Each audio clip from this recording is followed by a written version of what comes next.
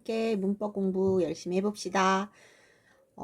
지난 시간에 음운 변동의 종류의 교체, 축약, 탈락, 첨가 이렇게 네 가지가 있다고 했는데 오늘은 교체부터 한번 시작해 볼게요.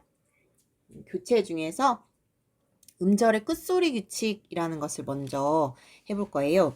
교과서에는 없는데 여러분들이 이미 알고 계시는 분도 있을 거예요. 꼭 알아둬야 할 규칙이라서 한번 먼저 해보도록 하겠습니다. 어제 음절이라는 거는 한 번에 소리 낼 수 있는 단위라고 했었죠. 그래서 음절의 끝소리 규칙이라는 말을 보니까 그 음절의 끝소리, 끝소리에는 어떤 규칙이 있다 이런 의미겠네요. 그래서 음절 끝소리가 여러 가지가 받침으로 오면서 소리의 배치는 여러 가지가 되어 있어요. 하지만 음절의 끝소리로 날 수 있는 자음은 요렇게 7개밖에 없어요. 한국어에서는 그, 느, 드, 르, 무, 브, 응 이렇게 7개 중에 하나로 바뀌어서 발음되는 현상을 음절의 끝소리 규칙이라고 합니다. 그러면 예를 들어서 끄나 크 같은 경우는 그로 바뀌어서 발음 난다는 거죠. 어떻게 하냐면 여러분들이 다 지금 잘 하고 있는 거야. 부엌을 발음할 때 부엌 하고 크 발음을 하지 않는다는 거죠. 부엌 대신에 부엌 그 발음으로 마지막 끝소리를 바꾸어서 발음하는 현상을 음절의 끝소리 규칙이라고 합니다. 부엌 이렇게. 자, 그 다음 드 같은 경우는 많은 것들의 대표음으로 드가 발음이 나요. 드, 트, 스, 스, 즈, 츠, 흐 다 모두 드로 발음이 나요. 꽃 이렇게 발음하지 않고 꽃 이렇게 발음하는 거죠. 나스 이렇게 발음하지 않고 낫 이렇게 발음하죠. 그렇게 드로 바뀌어서 발음이 난다. 그 다음 프 같은 경우는 브로 바뀌어서 발음 나요. 그래서 잎, 나뭇잎 할 때 잎, 잎이 잎 이렇게 발음하지 않고 잎 이렇게 비읍으로 바뀌어서 발음이 된다. 이게 바로 음절의 끝소리 규칙입니다. 간단하죠? 자, 그러면 이제 하나 그러니까 자음 단독으로 발음 날 때는 이렇게 대표음으로 발음이 난다. 이렇게 바꿔서 발음 난다. 이렇게 하면 되는데요. 겹자음이 되는 경우가 있죠. 겹자음. 기역, 시옷이 같이 받침으로 쓰이는 경우 있죠. 뭐 앉다 할 때 니은 지읒이 오거나 리을 비읍이 오거나 리을 시옷이 오거나 뭐 할다 할 때 리을 티읕이 오거나 비읍 시옷 없다 할 때 비읍 시옷이 오는 경우 이런 거 있어요. 이럴 경우에는 두 개의 자음 중에서 첫 번째 자음으로 발음이 나요. 요 경우는 첫 번째 자음으로. 그래서 갑 만약에 둘 다 발음이 난다고 하면 값 이렇게 발음이 나야 되겠죠. 한 음절이지만 값 이렇게 발음이 나야 될 거야. 하지만 우리는 비읍 시옷을 다 발음하지 않고 비읍 발음만 해요. 그래서 갑. 할다 같은 경우도 할다 이렇게 하는 게 아니라 트 발음은 없어지죠. 그래서 할다 이렇게 발음을 하는 겁니다. 그 다음에 리을 기역이나 막다 같은 경우죠. 리을 미음 굼다 같은 경우죠. 그 다음 리을 피읍 같은 경우는 요 경우에는 두 번째 자음으로 발음을 해요. 그래서 막다 같은 경우는 말다가 아니라 막다. 리을은 없애는 거지. 탈락시키는 거죠. 그래서 막다 이렇게 발음이 됩니다. 그래서 둘 중에 하나를 선택해서 발음하는 거야. 이런 거를 자음군 단순화라고 이름을 붙였어요. 이건 사실은 교체가 아니라 탈락의 종류에 들어가는 거죠. 근데 끝소리로 발음 날 때 나타나는 현상이기 때문에 음절 끝소리 규칙에서 같이 설명을 해주는 거예요. 그래서 요거는 어렵지 않을 거예요. 요 부분은 그렇게 어렵지 않을 거라고 생각해. 근데 이음절 이상일 때 요 부분이 굉장히 중요해요. 시험에도 자주 나오거든요. 이음절 이상일 때는 좀 뒤에 어떤 모음이 따라오는가에 따라서 발음이 달라져요. 그래서 규칙을 잘 생각하고 잘 적용을 해봐야 되겠죠. 여기 이제 이 설명을 하기 위해서 쌤이 앞에서 형태소는 실질 형태소가 있고 형식 형태소가 있다 이런 얘기를 했어요. 뒤에 모음으로 시작하는 형식 형태소가 오면 원래 받침을 살려서 발음한다. 이렇게 얘기했어요. 만약에 꽃이라고 했으면 앞에 끝소리 규칙을 적용하면 꽃 이렇게 발음할 거야. 그치? 그러면 꽃으로라고 해야 되지 않나요? 이렇게 생각을 하는데 그게 아니라 그대로 발음이 살아서 이렇게 요 자리로 올라갑니다. 선생님은 어저께 설명했죠. 여기 이응은 음가가 있는 이응이 아니라 아무것도 없는 거야. 빈자리야. 그래서 아무것도 없기 때문에 여기 올라갈 수 있어요. 그래서 꽃으로 이렇게 발음해야 맞는 발음이 되는 거죠. 자, 그런데 잘 생각해봐. 뒤에 모음으로 시작하는 이제 말이 오는데 형태소나 음운이 오는데요. 근데 실질 형태소가 뒤에 붙었어. 그러면 먼저 음절의 끝소리 규칙을 적용을 한 다음에 얘를 올려주는 거야. 왜냐면요. 실질 형태소는 어제 뭐라고 했어요? 실질적인 의미를 갖는다고 했죠. 그러니까 이게 어떤 힘이 있는 거야. 같은 힘이 비슷비슷한 거지. 그래서 얘가 이제 야, 그대로 오지 마. 너 발음을 끝내고 와. 이렇게 하는 거지. 그래서 먼저 발음을 끝내. 그래서 꽃 발음을 끝내요. 요렇게. 그 다음에 꽃 위에서 이어서 발음해서 여기 자리가 비어 있잖아. 그러니까 요 자리가 비어 있으니까 요렇게 올라갑니다. 그래서 꽃위 이렇게 발음하는 거죠. 꽃휘라고 발음하는 게 아니라 꽃위라고 발음을 하는 거죠. 네, 이런 게 바로 음절의 끝소리 규칙입니다. 자, 여러분들 선생님이 같이 설명할 때 같이 필기도 하면서 잘 보고 있나요? 그리고 예시를 잘 기억해 두는 게 공부할 때 많이 도움이 될 것 같아요. 필기도 열심히 해주시고 예시도 잘 봐주세요. 그래서 이렇게 설명을 하잖아.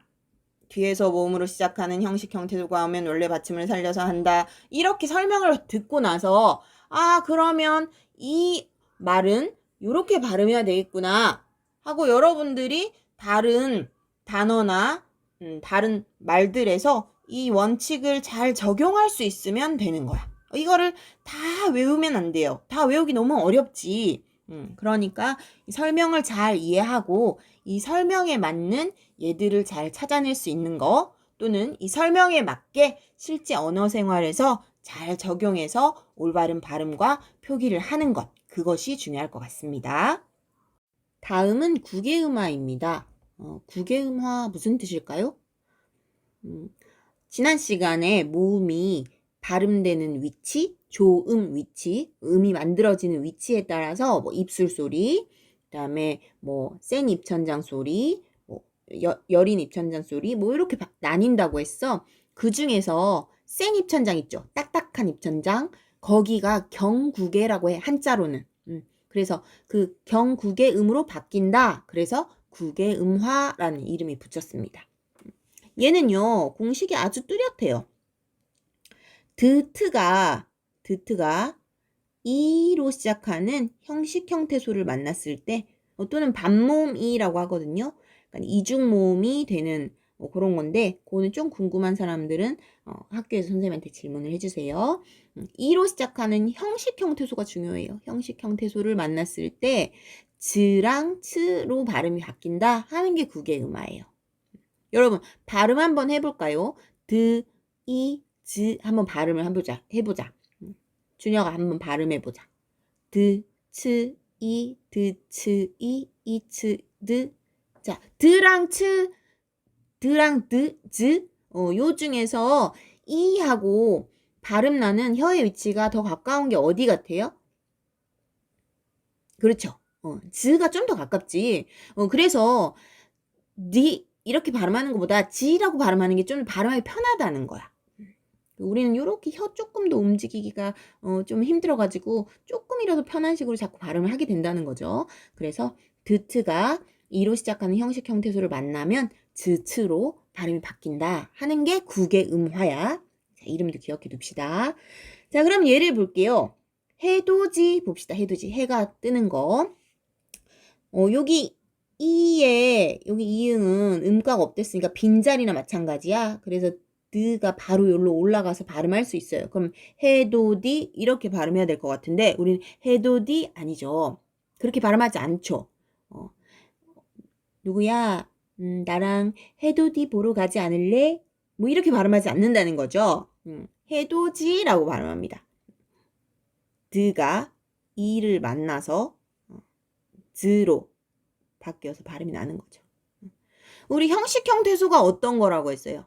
실질형 태소는 어떤 의미, 뜻을 딱 갖고 있는 거, 실질적인 어떤 의미를 갖고 있는 걸 실질형 태소라고 했고, 형식형 태소는 조사나 그다음에 어미 이런 것처럼 문법적인 관계를 조금 설명해주는 밝혀주는 그런 거라든지 여기서 이처럼 약간 의미를 좀 더해주는 거, 해가 돋는 것이라는 의미를 좀 더해주는 거, 이런 걸 접사라고 하거든요. 별로 큰 힘이 없어. 이런 것들이 형식 형태소입니다. 그래서 해돋이가 아니라 해돋이로 발음한다는 거. 그 다음 트 같은 경우는요.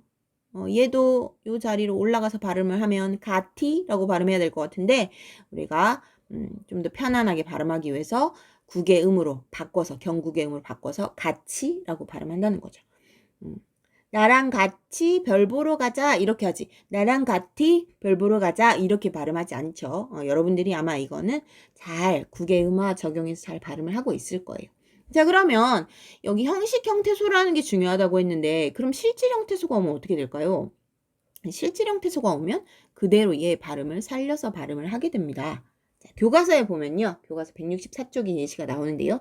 밭이랑이라고 나와. 밭이랑. 자, 한 분은 논이랑 밭이랑 다 둘러보고 농사 계획을 세웠니? 이렇게 말해. 논이랑 밭이랑.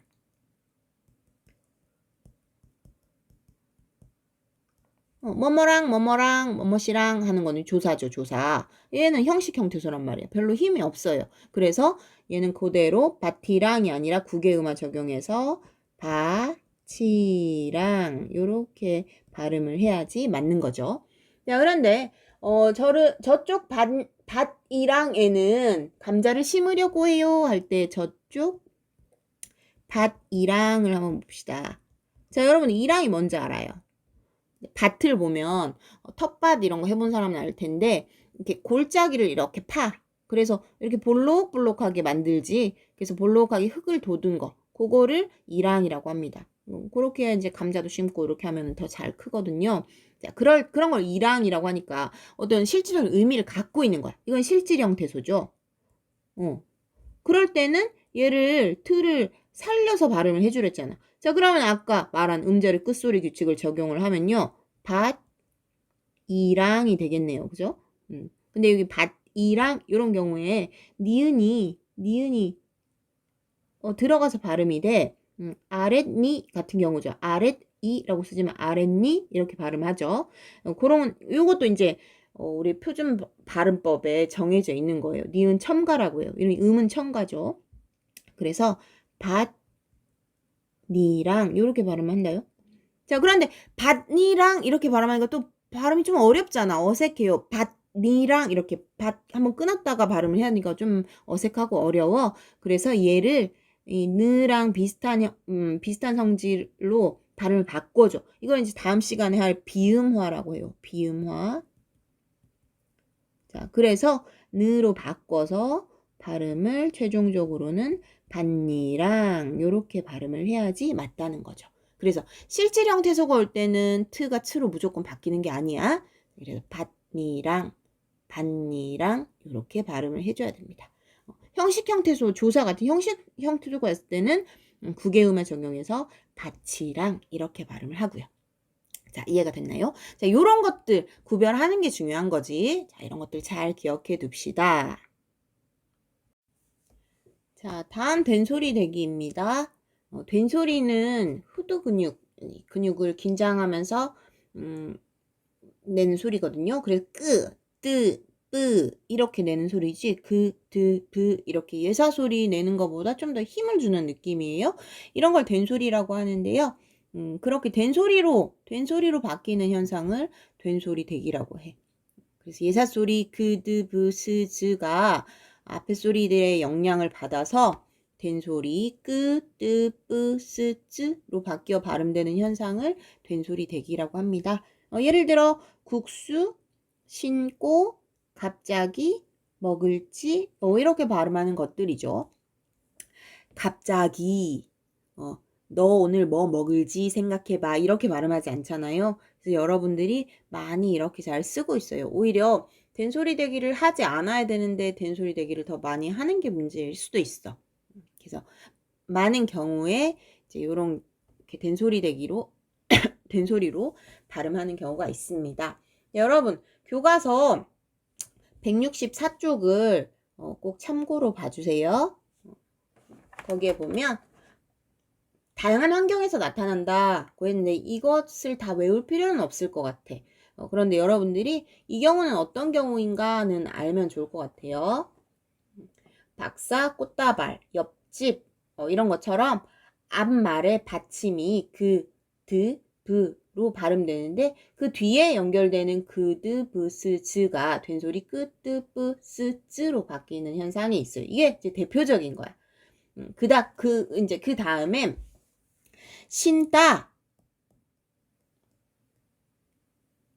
감다, 이런 것처럼 어감 받침이 이런 걸 용언이라고 하죠. 동사, 형용사 이런 걸 용언이라고 하죠. 뭔가 서술해주는 역할을 하는 거. 자, 이런 것이 이제 느나 무로 끝나는 경우 그 뒤에 결합되는 첫 자음, 드 요런 게 된소리로 발음 나는 거예요. 그래서 심다 이렇게 발음하죠. 이런 경우가 있어요. 그 다음에 관형사형 어미 을 뒤에 연결되는 그드 브스즈가 된소리로 바뀌는 현상도 있다 그랬어요. 갈곳 관형사형 어미가 뭔지 알까? 관형사는요 뒤에 나오는 명사를 꾸며주는 역할을 해. 그래서 어떤 명사나 명사 비슷한 역할을 하는 애들을 체언이라고 하거든. 되게 몸 중심적인 역할을 하는 것들이란 뜻이야. 그런 체언을 꾸며주는 역할을 하는 걸 관형사형 어미라고 해요. 그래서 내가 갈 곳, 어떤 곳? 내가 갈 곳이라는 거지. 곳을 약간 꾸며주는 역할을 하죠. 그래서 갈 곳, 이 리을을 관형사형 어미라고 해. 가다에 가에 리을이 붙어서 관형사형 어미가 붙어서 갈 곳이라는 말을 형성을 하는 거죠. 이럴 경우에도 이 뒤에 그가 된소리로 바뀌어서 갈 곳 요렇게 발음이 되겠네요. 요런 경우도 된소리 대기라는 거지. 그 다음에 한자어에서 갈등, 일시 일시가 언제예요?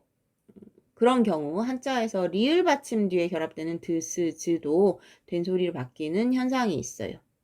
이런 걸 된소리 대기라고 합니다. 그런데 물질은 너무 중요시하면 안 돼. 너 물질적인 거 너무 중요시한다. 이럴 때 한자어 물질이죠. 네, 르로 끝났고 뒤에